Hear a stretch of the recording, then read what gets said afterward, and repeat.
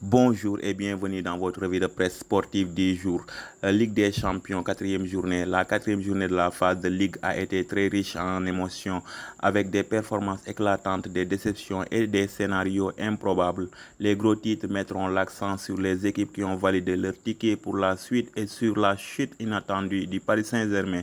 Le scénario catastrophe pour le PSG face au Bayern. Les titres choquent, le cauchemar de Luis Diaz plombe Paris. Le rouge fatal, Paris s'effondre malgré un départ canon où le Bayern punit un PSG décapité. Le match sera la une absolue, un départ en fanfare grâce au double express de Luis Diaz, 4e et 32e, laissé croire à l'exploit parisien. Cependant, le carton rouge du même Diaz juste avant la mi-temps a été le tournant dramatique.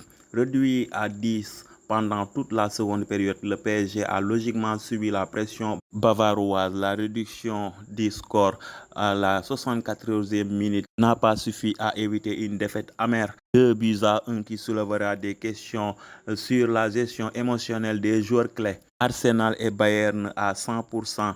Arsenal, une machine implacable ou 4 sur 4 pour les Gunners. La presse saluera la performance clinique d'Arsenal 3 buts à 0 face au Slavia Prague. Le match est une démonstration de force avec un Saka décisif sur penalty et un doublé de Mikel Merino. Avec 12 points, Arsenal se positionne comme un sérieux prétendant. Le Bayern valide également son sans faute, 12 points. Malgré le scénario du match à Paris, la victoire 2-1 contre le PSG obtenue en infériorité numérique adverse confirme leur statut de leader incontesté et de favori.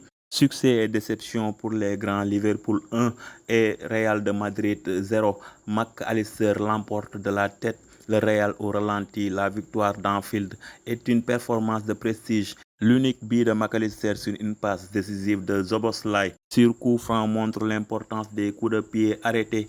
Liverpool se relance complètement tandis que le Real Madrid concède à une défaite qui pourrait compliquer sa course à la première place. Atlético de Madrid 3, Union Saint-Gilloise 1. L'Atlético assure mais se fait peur. Les Madrilènes ont fait le travail. L'ouverture du score de Julián Alvarez et le but de Gallagher ont mis l'Atlético sur de bons rails. Mais la réduction du score tardif de Shaikh à la 80e minute a créé un doute, dissipé seulement par le but de Llorente dans le temps additionnel. Le coup de frein napolitain, Naples 0, Francfort 0, 0 pointé et une alerte pour Naples. C'est la grosse surprise négative de la soirée. Le Napoli, attendu comme un prétendant au titre, n'a pas réussi à faire plier Francfort à domicile. Ce 0-0 est un signal d'alarme qui laisse les Napolitains sous pression dans leur groupe. Juventus 1, Sporting 1. Vlahovic sauve une gifle laborieuse. Le nul à domicile est considéré comme décevant. Le but précoce d'Araujo pour le Sporting a obligé la vieille dame à courir après le score. Vlahovic assure un point. Bodo Glimt Monaco 1-0. Balogun délivre Monaco. La victoire est courte mais précieuse pour l'AS Monaco. Le but de Balogun juste avant la mi-temps permet aux Monégasques de prendre 3 points importants, souvent difficiles à obtenir dans le froid. Et face à une équipe accrocheuse comme Bodo Glimt. Le point classement: Bayern Munich 12,4 victoires, leader. Arsenal 12,4 victoires, deuxième. Les Lions de la Teranga font parler d'eux à travers le monde. Les Lions à l'étranger, la grande forme continue. Cette semaine encore, les internationaux sénégalais ont brillé sur tous les terrains du globe, de l'Angleterre. Iliman Ndiaye, Everton, auteur d'un super but dès la 15e minute face à Sunderland.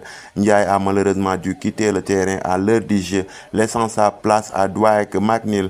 David Moyes, rien de sérieux, juste une petite crampe qui l'a un peu inquiété.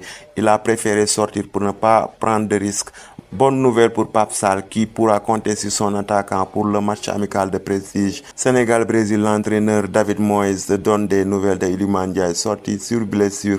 Malgré sa sortie sur blessure avec Everton, Ndiaye devrait être disponible pour le match amical face au Brésil.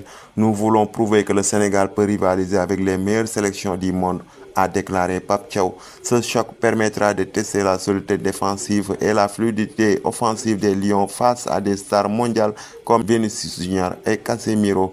C'était tout pour votre revue de presse foot du jour. Merci d'avoir suivi.